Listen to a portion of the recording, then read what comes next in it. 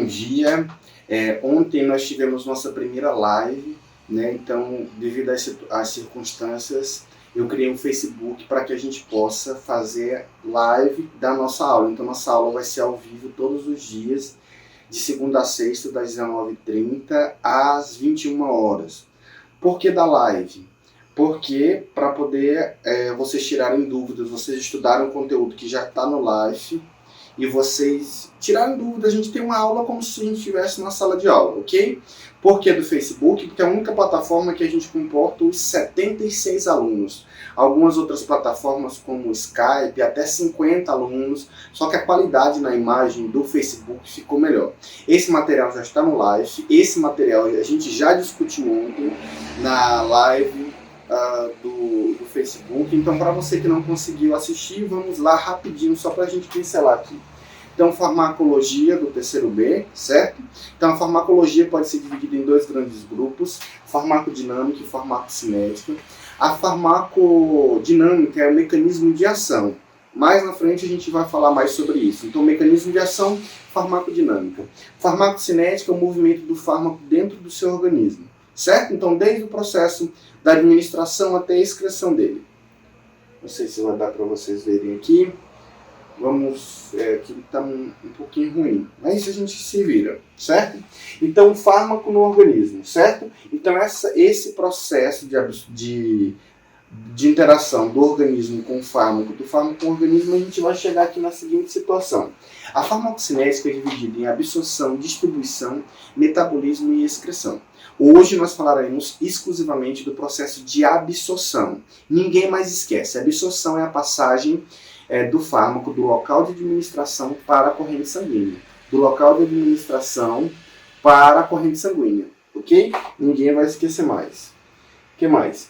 Esse material é um pouco diferente do que eu disponibilizei para vocês, que a gente debateu ontem na live, porque esse aqui já tem texto, o outro é mais esquema, mas estudem os dois materiais, leiam o material, entendam, e a gente tira dúvida na live também, certo?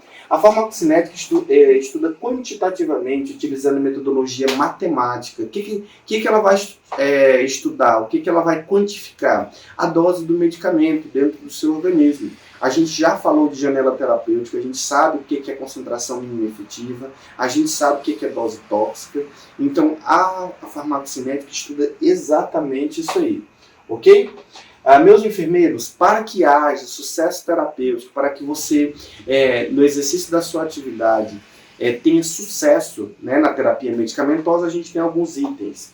Escolha correta do medicamento, análise de variáveis fisiológicas, paciente idoso, paciente, o sexo masculino e feminino, raça, exemplo, pacientes afrodescendentes de origem negra, por exemplo, não possuem, não expressam enzima no fígado do citocromo P450, incapaz de metabolizar totalmente o captopril. Logo, esse medicamento que é utilizado para pressão tem menor efetividade em pessoas negras. Não falei que não faz efeito, falei que ele tem menor efetividade. Mas, enfim, análises variáveis de patologia. Então, se o fígado do paciente tiver com alguma doença hepática, alguma doença renal, vai interferir também nesse processo farmacocinético. Né, a posologia correta do paciente. Você está administrando um fármaco que era de 6 em 6, de 8 em 8, de 12 em 12, está correto? Isso interfere diretamente no sucesso da terapêutica. Propriedade da farmacocinética. O objetivo é o movimento desse fármaco no organismo. Ele tem que ser absorvido, distribuído, metabolizado e excretado. Então, se ele parou ou não chegou nessas etapas, está errado. Então, tem que observar também o paciente dessa forma, certo? Nós já falamos que nós vamos falar hoje sobre absorção. Então, na absorção nós temos a transferência de um fármaco desde o seu local de administração até a circulação sanguínea. Vou colocar um ponto, inclusive está na nossa avaliação, e a gente já debateu em sala. A via de administração que não possui absorção é a via endovenosa. Uma que a absorção é a passagem do local de administração para a corrente sanguínea. Endovenoso, intravenoso, já está diretamente na corrente sanguínea, então não tem um processo de absorção, ok? A velocidade na absorção, a velocidade e a eficiência da absorção vai depender, entre outros fatores, da via de administração. Lembra que a gente vem debatendo muitas vezes via inalatória, que é muito rápida, endovenoso, que é muito rápido, né? Falamos também sobre tipos de comprimido, comprimido de revestimento entérico, que eles demoram a fazer ação porque ele vai passar pelo seu trato gastrointestinal e vai ser absorvido onde? Lá nos enterócitos, no intestino. Então, logo, eu tenho uma diferença de um comprimido normal para um comprimido entérico. Logo, o processo, o tempo de absorção varia conforme a forma farmacêutica. Ok também? Mais sobre a absorção, textinho para vocês lerem. Para que um fármaco seja absorvido pelo corpo e possa ser distribuído, absorção, distribuição, pelos líquidos corporais, é preciso transpor as barreiras teciduais, certo? Então, nós temos barreiras, uma das principais é a membrana plasmática, a membrana da célula. Lembrem-se, recordem, certo? As células de mesma função se organizam, formam os tecidos. Os tecidos se organizam, formam os órgãos, que por sua vez se organizam e formam os sistemas e formam o corpo humano. Então, logo, professor, para eu ter uma ação num tecido, num órgão, num sistema, eu tenho que transpor quem? A membrana celular, da célula. Então, esse transporte, essa entrada do fármaco nos tecidos, no organismo, vem por meio de transpor, de entrar dentro da membrana da célula, ok? E essa membrana, que todo mundo conhece, a membrana bilipídica, ela tem característica lipídica. Logo, os fármacos que têm essa característica lipídica têm maior facilidade em transpor essa membrana, ok? Então vamos lá. Só que é o seguinte, professor, então como que vai ser esse transporte? Pelo coletivo? Não, senhores, não pelo busão. Vamos lá. Então, dependendo das propriedades químicas do fármaco, ele vai utilizar de alguns mecanismos, de algumas vias para transpor essa membrana. Difusão passiva, transporte ativo, difusão facilitada e endocitose, certo? Então vamos. Então o transporte, eu vou fazer apenas um adendo, que nós temos também como transporte passivo, o transporte paracelular. Entre uma célula e outra, né, entre um espaço, entre uma célula e outra, você consegue canais sem utilização de energia para entrada de fármaco naquele tecido. Então vamos lá. Então difusão passiva sem gasto de energia. O fármaco se move da região de concentração alta para a concentração baixa. Então ele vai de acordo com o gradiente de concentração, do mais concentrado para o menos concentrado. Professor, como assim do mais concentrado? Você tomou um medicamento, logo, esse medicamento vai estar numa concentração maior no meio extracelular, você acabou de tomar ele, do que no intracelular. Para fazer a ação terapêutica, ele tem que entrar dentro da célula, dentro do tecido, logo do meio extracelular, onde você tomou, para intracelular, do mais concentrado para o menos concentrado. Outro ponto sobre a via da difusão passiva é que não é saturável, certo? Então, como se ele não tivesse um limite, quando eu falo saturado, ele tem um limite, né? Não, ele não vai ter esse limite. Então, ele vai de acordo com o processo de concentração. Primeiro, esse fármaco tem que ter características lipofílicas para atravessar essa membrana sem gasto de energia. Não é saturável. Tanto tenha esse fármaco extracelular, quanto ele vai entrar, vai transpor. Característica dele lipofílico, certo? Vamos lá. Difusão facilitada. Difusão facilitada acontece, né, esse transporte do meio extracelular meio intracelular, ele acontece por meio de proteínas transportadoras, ok? Então, proteínas transmembranas. Então, tem uma proteína na membrana e esse fármaco se liga a ela e transporta, ok? Transporte ativo.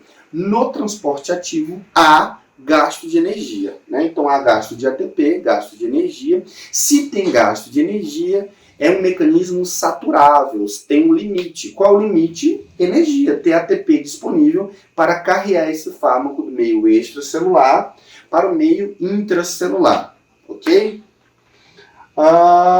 Endocitose e exocitose. Esse processo de endocitose acontece para fármacos de estruturas grandes. Então, se tem fármacos, vancomicina, exemplo, se eu tenho um fármaco de estrutura grande, na verdade eu citei vancomicina porque tem estrutura grande, mas eu tenho que verificar se realmente é endocitose. Mas vamos lá. Um fármaco de estrutura química grande, didaticamente falando, ele precisa que essa célula englobe, como se fosse, a grosso modo, um fagocitose. Então vai formar-se uma vesícula. Digamos que o controle seja o fármaco. Eu sou a membrana da célula. Eu vou invaginar, né, a minha membrana e englobar o fármaco e vai formar uma vesícula. E essa vesícula vai para dentro da célula. Dentro da célula o fármaco faz ação. Certo? Vocês que já estão com o slide já estão com o slide no live, vamos lá.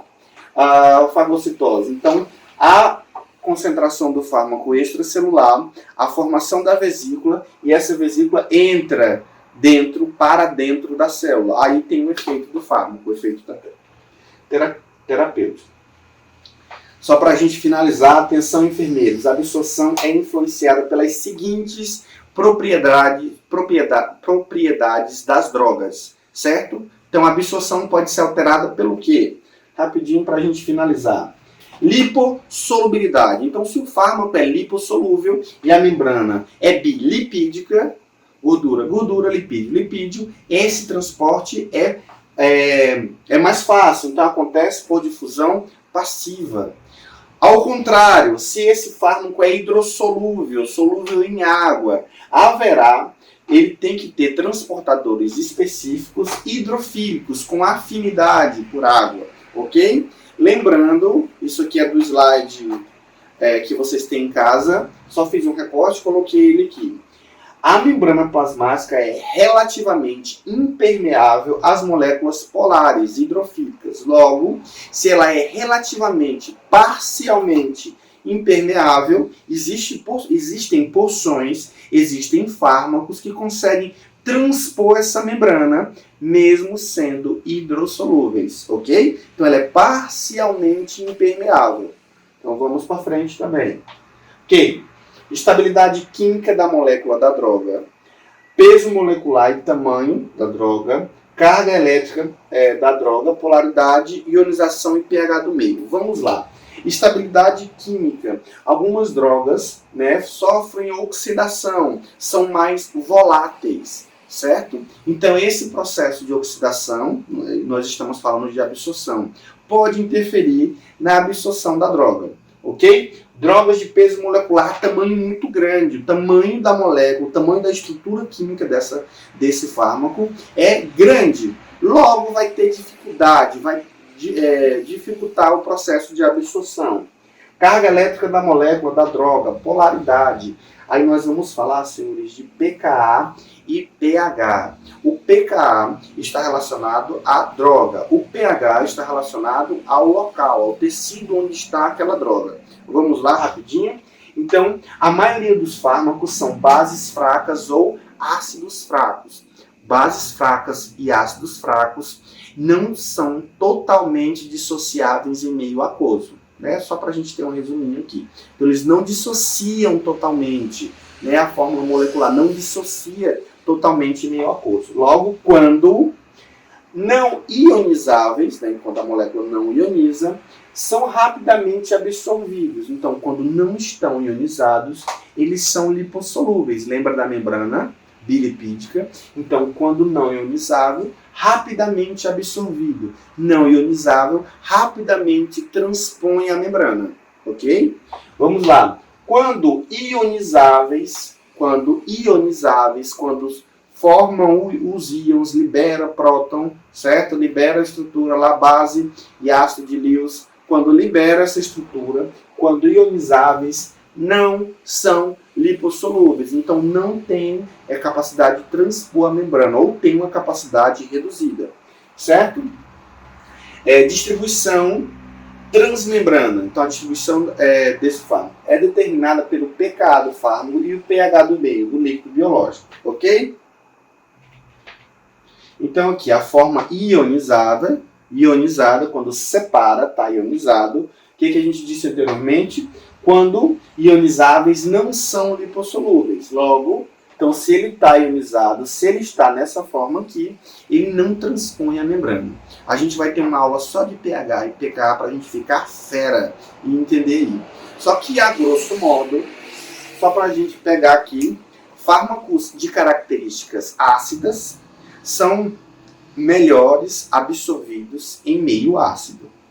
De regra, fármacos de características básicas alcalinas são melhor absorvidos em meio básico, em meio alcalino. Fica a regra pra gente, certo? Então vamos lá. Aqui na frente, o que interfere ainda? Só pra gente terminar. Forma farmacêutica, a gente já falou. Velocidade de dissolução da droga, né? Se a droga já se dissolve rápido, já libera o princípio ativo, e a concentração da droga no local de absorção. Então, se você colocou uma dose suficiente para ela ser absorvida e fazer ação, também altera o processo de absorção. Ok. Pessoal, só para realmente agora finalizar, eu queria colocar a biodisponibilidade para vocês. Nós já falamos, debatemos em sala, inclusive, biodisponibilidade e bioequivalência. A bioequivalência equivalente compara o fármaco de referência com o genérico e similar, ok? Então o cara que descobriu a droga, ele sabe qual é a concentração que usa direitinho em tudo. Eu comparo os fármacos genéricos e similares em comparação a esse, saber se eles são equivalentes. O que é equivalente entre eles? Estar biodisponível. O que é biodisponível? O fármaco se encontrar nos tecidos corporais, ele conseguir transpor essas membranas. Isso é biodisponibilidade, mas está aqui o conceito para vocês. Biodisponibilidade indica a fração absorvida do fármaco, resultado da via de administração, de propriedades físico-químicas do fármaco e de certos fatores presentes nos pacientes, como ocorre nos transportadores. Ok? Então, a dose, a forma farmacêutica, a via de administração, tudo isso vai interferir nessa absorção, logo na biodisponibilidade. Só que o fármaco tem que estar biodisponível, ele tem que estar nos líquidos corporais para que ele encontre, né, na farmacodinâmica, para que ele encontre o seu receptor, onde ele vai ter ação terapêutica. Ok? Então, pessoal, espero vocês hoje na live, 19h30 às 21 horas, para tirarmos dúvida. O material da live de hoje já vai estar disponível no fim da aula. E essa aulinha que a gente tem aqui falando rapidinho de hoje vai estar amanhã disponível.